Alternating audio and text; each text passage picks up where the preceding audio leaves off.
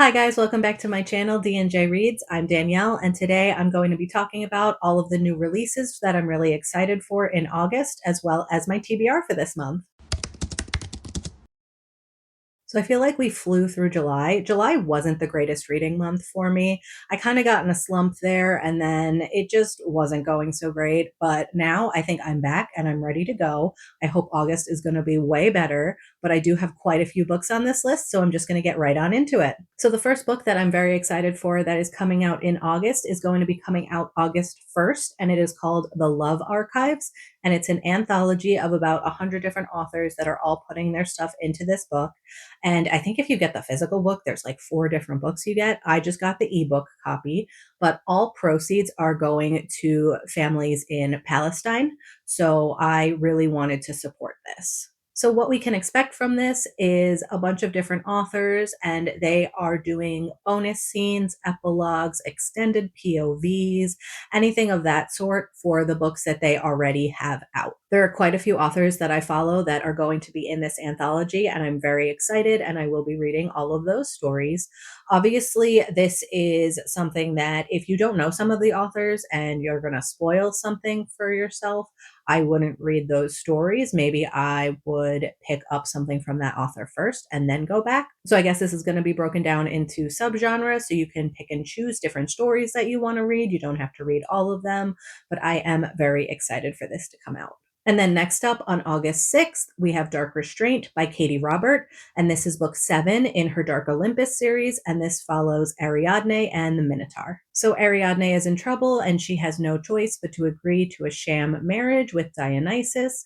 But Ariadne has been promised to the Minotaur and he is not going to let her get away. I don't want to talk much more about this one. Like I said, it is book 7 in this series. So if you haven't read the other ones, it kind of does follow along. So I feel like you do hear about some of the other books each time you go further and further into this series. So I would suggest picking them all up in order before you pick this one up, just so you have a little bit more of the backstory for that. But I love Katee's Dark Olympus series. It is so good, and I'm so excited for this one to come out. And then also on August 6th, Apprentice to the Villain by Hannah Nicole Maehrer comes out.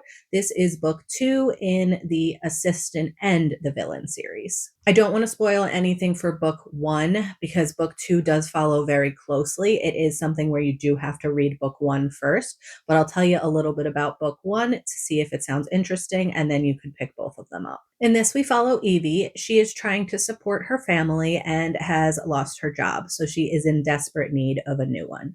This is where the villain comes in. The villain is looking for a new assistant, and he has found one in Evie. This is not the kind of job that Evie expected. She walks in and finds severed heads hanging from the ceiling. There are rogue eyeballs rolling around that she ends up squishing, and this is totally different from what she is used to. But something rotten is growing in this kingdom, and somebody wants to take down the villain and his whole nefarious empire. It's Evie's job to figure out who is exactly causing this and to help save the villain, because when you get to know him, he's not all that villainous. I actually really enjoyed the characters in this one, and I do highly suggest picking it up. It was like a TikTok sensation.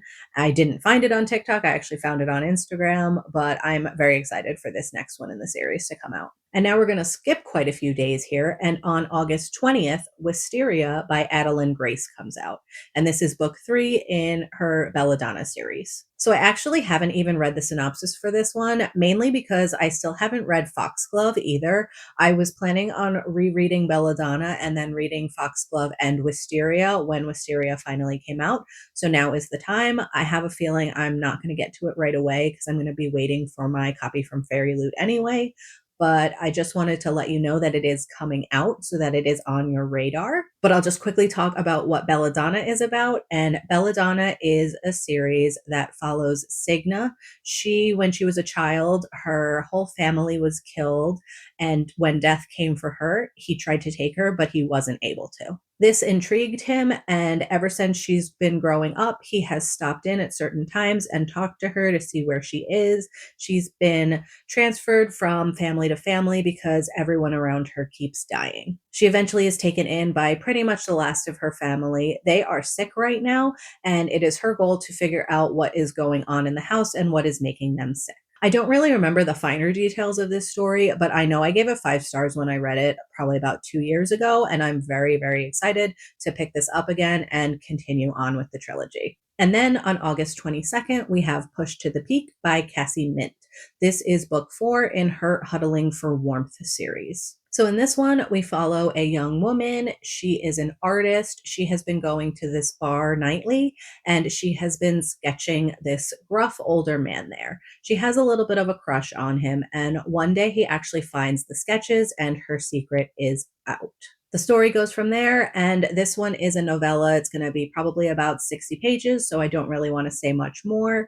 But like I've said before, I love Cassie Mint. Definitely check her out if you're looking for a quick insta-love novella. She's great for those. Then next up on August 24th, we have He Loves Me Not by C.M. Nascosta coming out. This is part of her Cambric Creek series, but you do not have to know any prior knowledge of anything before going into this one, and it is a monster romance. This one follows Sumi. One of her relatives has recently passed away and left her a large inheritance.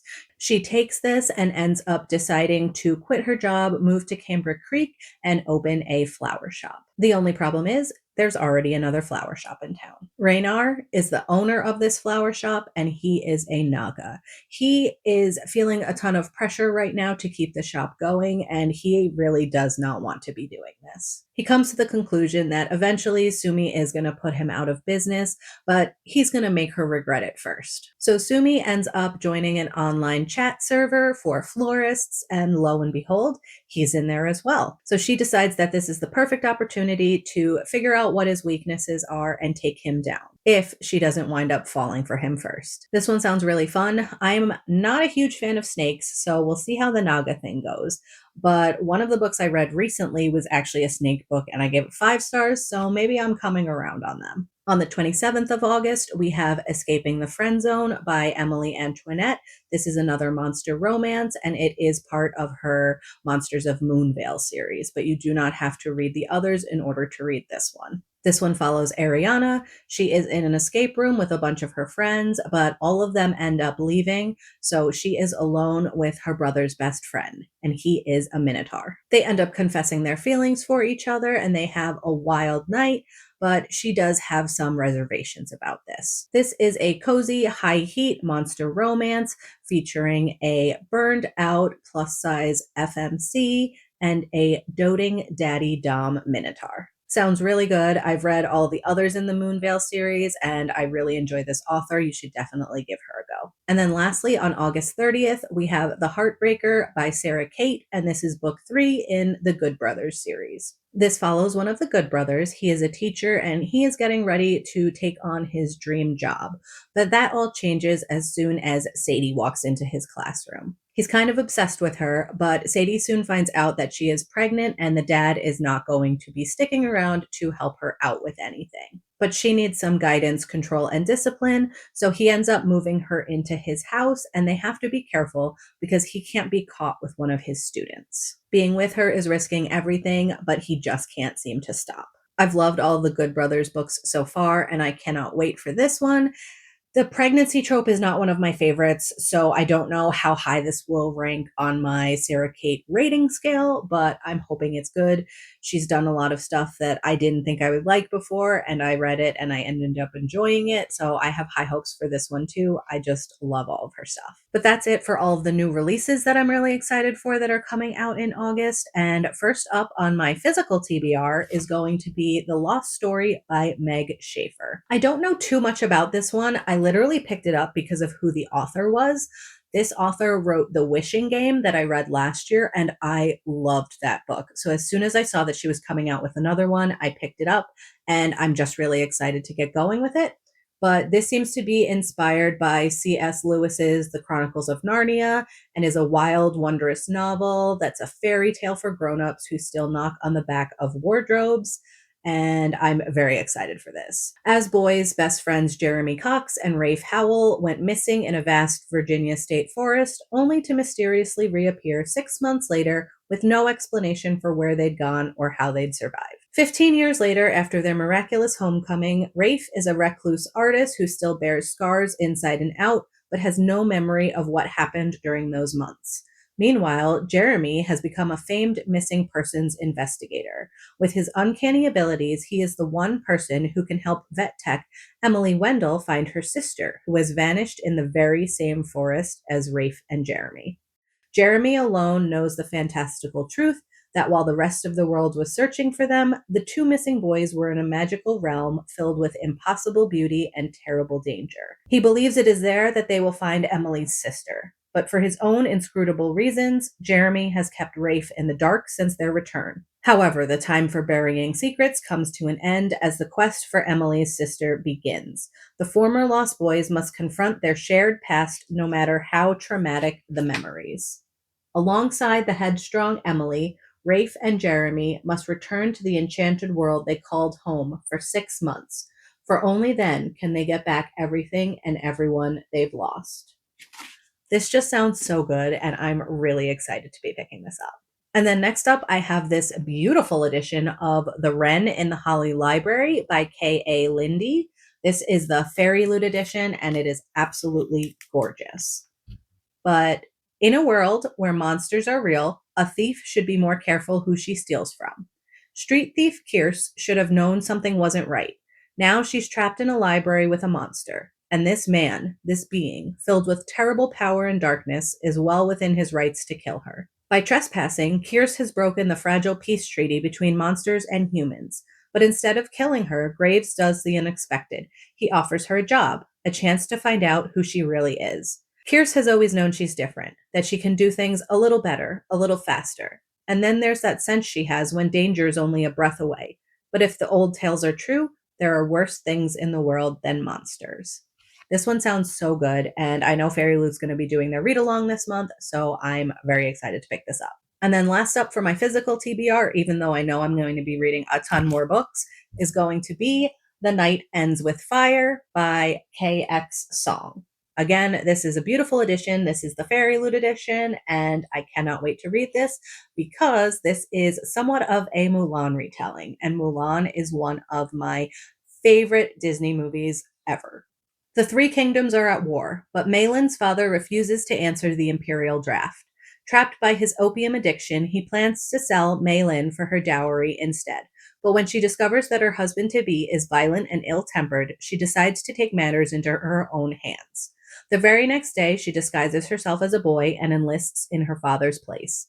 In the army, Maylin's hard work brings her recognition, friendship, and a growing closeness with Sky, a prince-turned-training partner. But as her kingdom barrels towards destruction, Maylin must decide who to trust. Sky, who inspires her loyalty and love, a sea dragon spirit with the power to grant her impossible magic, or an infuriating enemy prince who makes her question everything she once knew about her kingdom, her loyalty, and her own heart. So excited for this one. I have high hopes for everything I'm going to be picking up this month, and I hope August turns out to be a great reading month for me. But that's just a handful of the books that I'll be picking up in August. If you have anything you're really excited to read this month, please let me know down below in the comments, and I will see you next time. Bye!